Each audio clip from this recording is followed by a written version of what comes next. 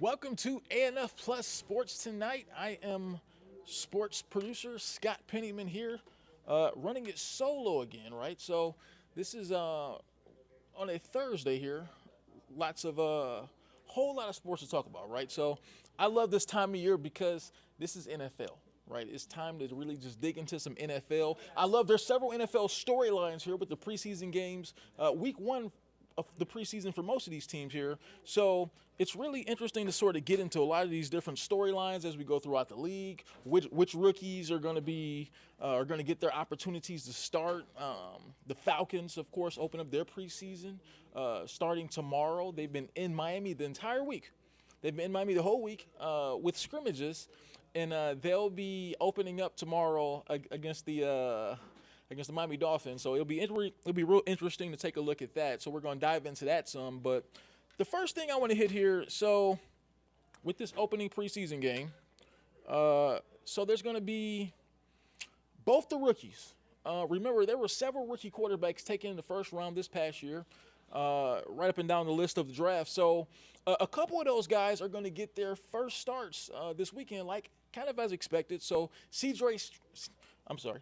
Stroud in Houston. He'll be starting tonight against the Patriots in their preseason opener. So, and then Anthony Richardson will get the start for the Colts in their preseason game on Saturday.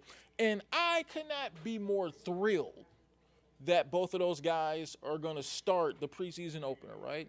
So let me explain. I know I've talked so much about I hate when these teams, I genuinely hate when so many of these teams draft a quarterback in the first round, right? So they draft a quarterback because everybody in the world knows they need one. The Houston Texans, for goodness sake, was starting Davis Mills last year as their quarterback. And we all saw what Davis Mills is. He'd probably be a backup for the next 8 to 10 years. He's from the Atlanta area. God bless him, but he is not a starting quarterback, all right? I think we understood that. So he's the backup in Houston. And then in Indianapolis, they have Gardner Minshew, who's a much more, I guess you could say, established backup quarterback. So he's been kind of duking it out with Richardson in preseason, but they're going to go with Richardson in the opener of the preseason, kind of as expected. So those are two very different situations, and let me elaborate on those. So in Houston, with that situation, you have absolutely no reason, none, not to start C.J. Stroud at quarterback. Reason being, you already know what you have in Davis Mills. He started almost the entire year last year. We all saw he can't really play. He's basically a career backup. Like Davis Mills, the kind of guy, he'll play in the NFL for 7 to 10 more seasons just because he has all the attributes of a quarterback. He's tall, he's got the arm, he's got those things, but we all know he's not a starting quarterback. So I don't think you can really justify not starting C.J. Stroud in week one. If the only reason you don't want to start him in week one is because you don't want to get the rookie exposed or you don't want to, come on, I hate when teams do that. I hate when these teams draft a quarterback really early and they sort of BS everybody. They go, oh no, he's got to earn it, man. We don't just want to give him the job. He's got to earn it. When everybody knows good and well you drafted him for a reason. You drafted him because you needed him to be the starting quarterback. You know that. You needed that. Everyone involved knows that. So I don't know who they're fooling. You're just wasting time. If you go out there and you throw a veteran retread out in week one to start over your rookie who you took in the top 5 of the draft, you're just wasting time. You're wasting time that nobody has, by the way, because the second you get hired as an NFL head coach, you're on the clock. Period. You have to win games from day one. Well, you're expected to win, or you're expected to at least have development. So I think we've seen in the past, even if you start like a veteran retread and you lose some that year, that's going to be held against you as a head coach because from the second you get hired, you're on the clock. You got to win football games. So, yeah, I think in both those cases, it's probably better to start the rookie. But let me get into a little bit why it's a little more understandable if the Colts don't start Richardson. Remember, at Florida, he played in the SEC, so people around here got a pretty good look at him. He's a very raw quarterback. He only had 12 starts at the college level, so I think it's more understandable if he doesn't start from day one because you do have a guy in Gardner Minshew who does have a lot of starts, he's looked somewhat capable in his starts. I also think Gardner Minshew is a career backup quarterback, but he looked far more capable in his performances than Davis Mills did. So I think you can sort of justify letting Gardner Minshew maybe start 7 or 8 games this season, at least start the season. And then when things start to go downhill, and they will for the Colts, then I think you can get Richardson, last 5 or 6 starts of the season. So I do like what those two teams are doing there. They're not playing any games. They're getting right to it. Let's see what these rookies have. Let's work these kinks out in preseason, and let's go. So applauding. I'm applauding those two teams because so many teams will go out there and throw veteran retreads out there, and nobody really wants to see that. And quite frankly, it's not very entertaining. So let's talk about the Falcons. The Falcons in Miami, like I said, the entire week, they've been down there all week long prepping for the preseason opener against the Miami Dolphins. So a lot of things sort of piqued my interest about that game as far as what we're going to see from the Falcons in the preseason opener tomorrow. Look, I think number one thing, and I don't think the Falcons have that luxury, so a lot of teams don't really start a lot of starters in the first preseason game. They want to get a look at some young guys and everything. I don't think the Falcons have that luxury. I think they have a lot of things they need to see offensively just to kind of see where they're at. They're a very young team. You're very young at quarterback. You have a lot of young weapons around the quarterback. So I think you want to work on some continuity here early in this preseason game, even if you only play those guys for a quarter. I think Desmond Ridder needs to go for a quarter. I think you need to see some things out of your top 10 pick, Bijan Robinson. I think you want to see some of that continuity, some of that chemistry start to get going between Ridder and guys like Drake London, that receiving core. A guy who's been having a pretty solid camp too. When you look around, I mean, obviously, with Bijan, he's been having a really good camp for the team. But Desmond Ridder, Tyler Heineke, those guys that look, I mean, Heineke's a pretty good backup too, right? So I mean, I think the Falcons I think they consider themselves in pretty good hands at the quarterback position. But look, make no mistake about it, we want to see Desmond Ridder tomorrow night because I want to see maybe sort of, and I'm just really going by what I observed some in practices. I really want to see him sort of whip it downfield. I want him to be able to take some shots downfield, not just necessarily be a check down quarterback. I know I talked last week about, a lot of comparisons nationally. They were comparing him and maybe Ryan Tannehill because Arthur Smith obviously coached Ryan Tannehill in Tennessee. So, of course, there's natural comparisons to go, all right, well, maybe Desmond Ridder can be his Ryan Tannehill here in Atlanta. But really, I think I just want to see Desmond Ridder with some opportunities whip it downfield to me. So I don't know if they're going to do that a lot tomorrow, obviously, because it's a preseason game. Teams like to keep the playbook very basic.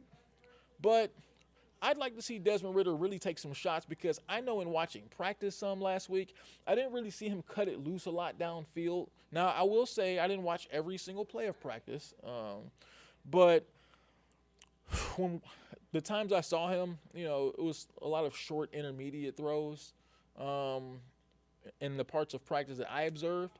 And so I was kind of just whispering to some of the people there. I'm like, man, I really want to see Desmond really cut it downfield. I mean, those 15 to 25-yard throws, that's what makes you a quarterback in the NFL, right? I mean, most backup quarterbacks can throw check downs the entire game. That's why they're backups, because they don't want to take those big chances downfield because they don't have the confidence in their ability to take those chances downfield.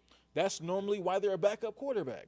But I think what you want to see from a starting quarterback is the ability to cut it loose in that 15 to 25-yard range. Make some big-time throws, 3rd and 10s, 3rd and 12s.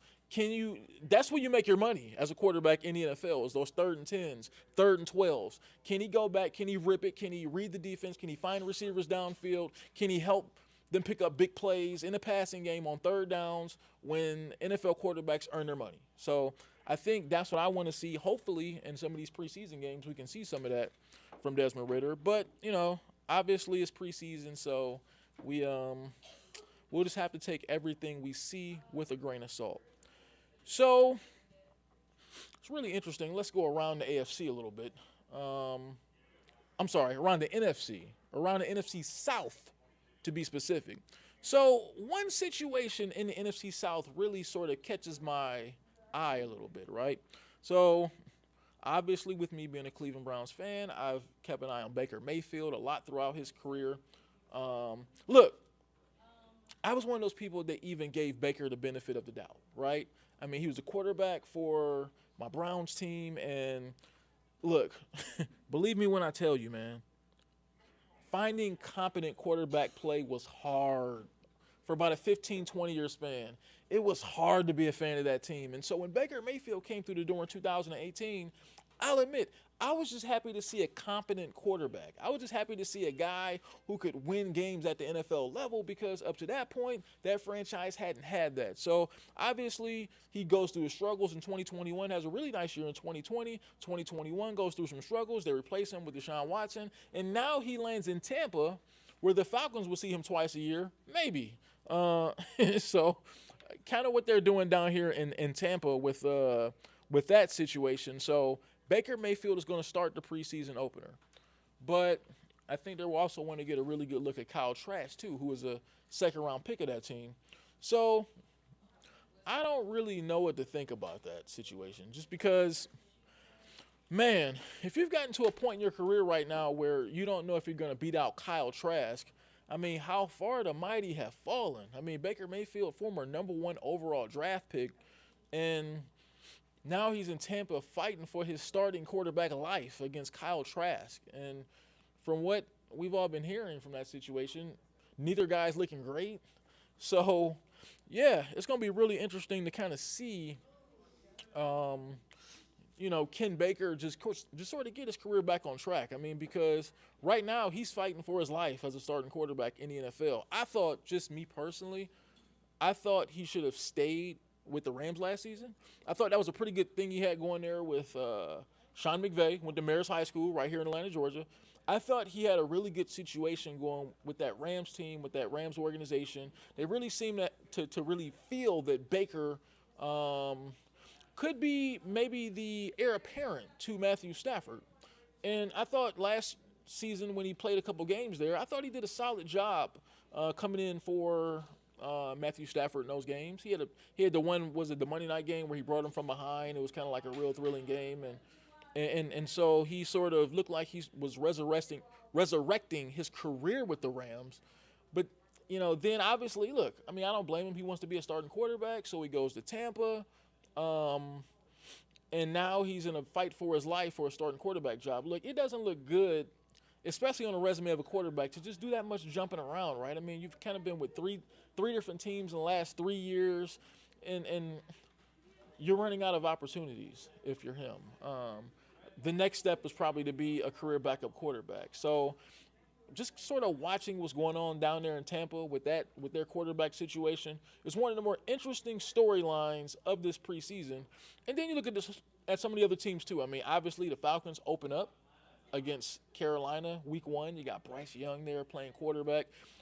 He's done a phenomenal job so far in camp. Really interested to get a look at him in preseason too, to sort of see what he brings to the table. So this could be a really fun division, mainly because there's no dominant team. I think if any one of these teams win the division, I don't think anybody's going to be that surprised. I mean, if the Falcons get their act together and Desmond Ridder plays competent level quarterback, I think we can see the Atlanta Falcons win this division.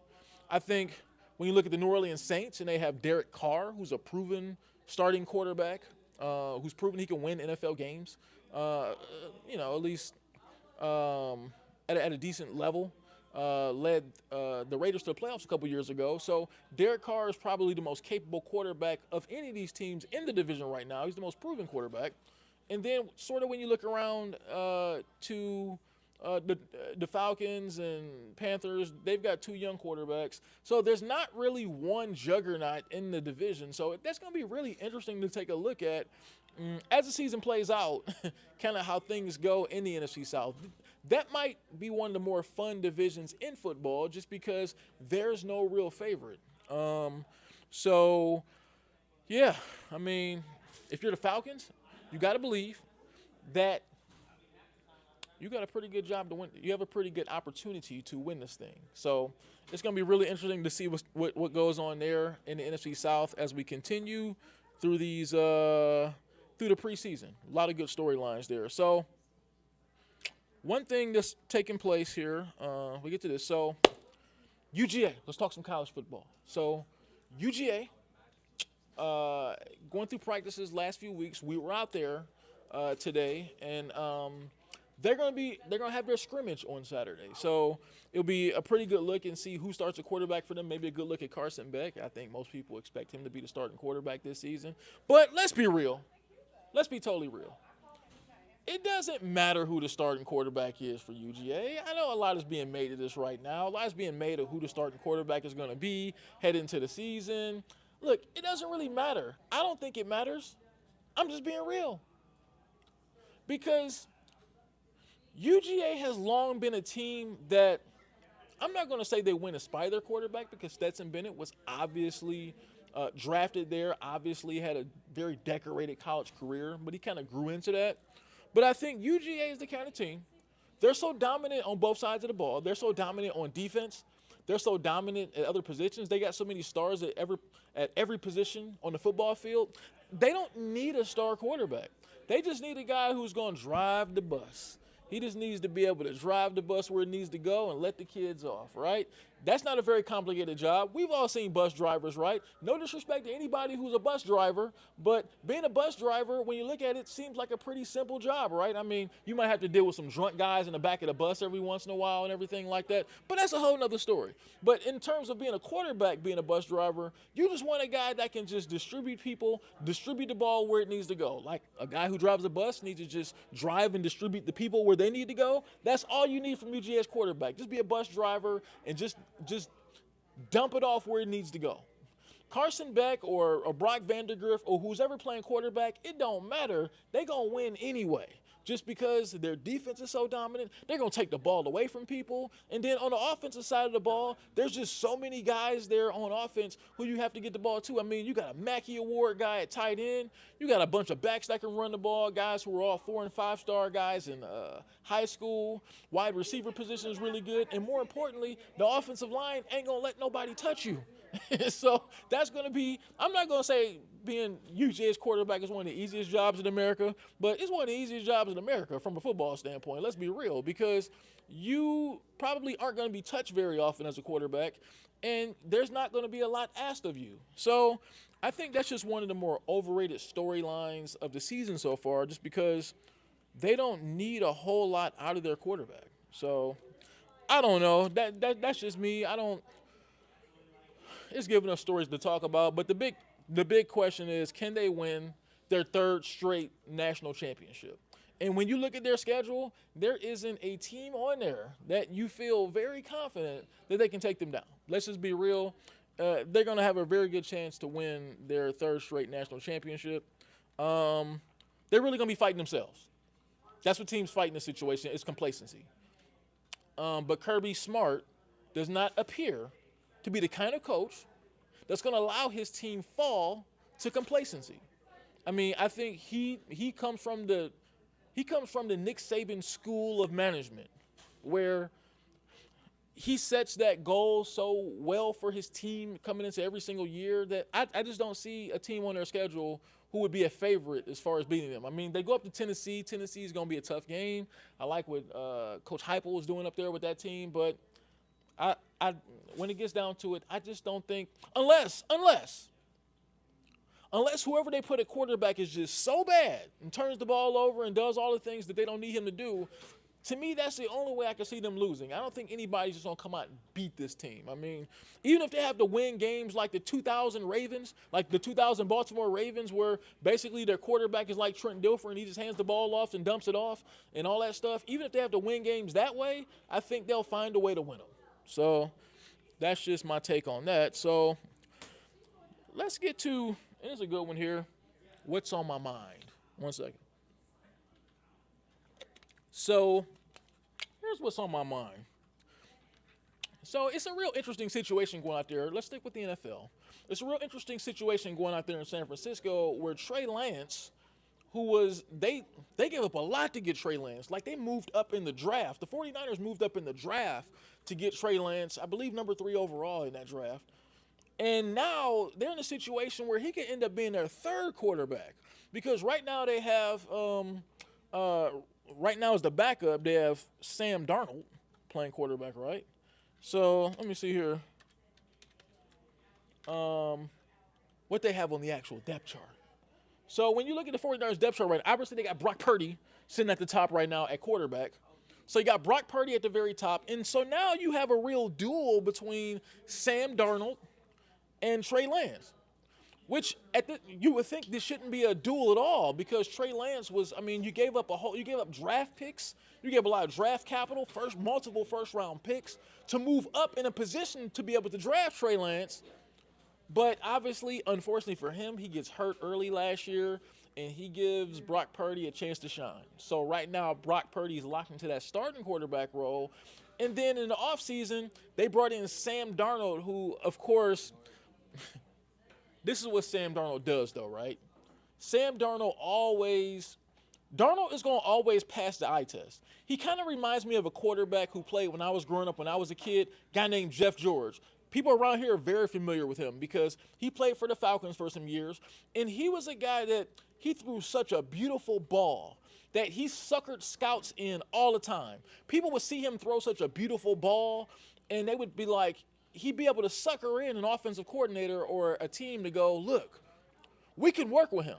Whatever isn't right between the ears for him, we can work with that. And I feel like that's Sam Darnold. I feel like whatever team he gets to, they become so enamored, so impressed with how that ball comes out of his hands and how he has all of the tools to be a good quarterback.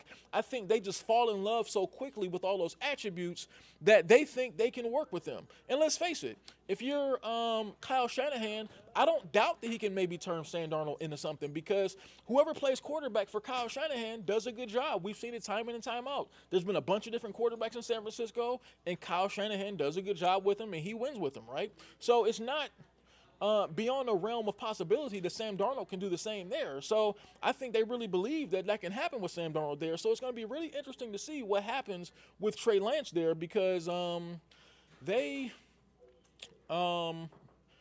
could be on the trade market, I guess, and that's going to be interesting to see what team might want to reach in a trade for the former number 3 overall pick, Trey Lance, right? So that's going to be an interesting storyline to follow, how he plays in preseason, whose attention he may get. Who knows? Maybe a team like Tampa might not be all the way cool with their quarterback situation. Maybe they'll reach for him. Who knows, all right? So, hey, before we get out of here, before Ellie gets me out of here, hey, you going to get me out of here? Before he wraps me up, let me remind you that you can listen to this Sports Tonight podcast wherever you listen to your podcast at. So whether it's Apple Music, whether it's Spotify, no matter where you get your podcast, you can check out our podcast on Atlanta News First Sports Tonight. So if you're on the road and you're driving home and you don't have time to pull this up and watch it or whatever, that's cool. We got you. We got you. Just go to Spotify, just go to Apple Music or wherever you find your podcast and check us out, right? So there's that. And then, look, I got a lot to say. So when you're driving home, man, look, Atlanta traffic is crazy. Or even national traffic, no matter where you're listening from, it's crazy.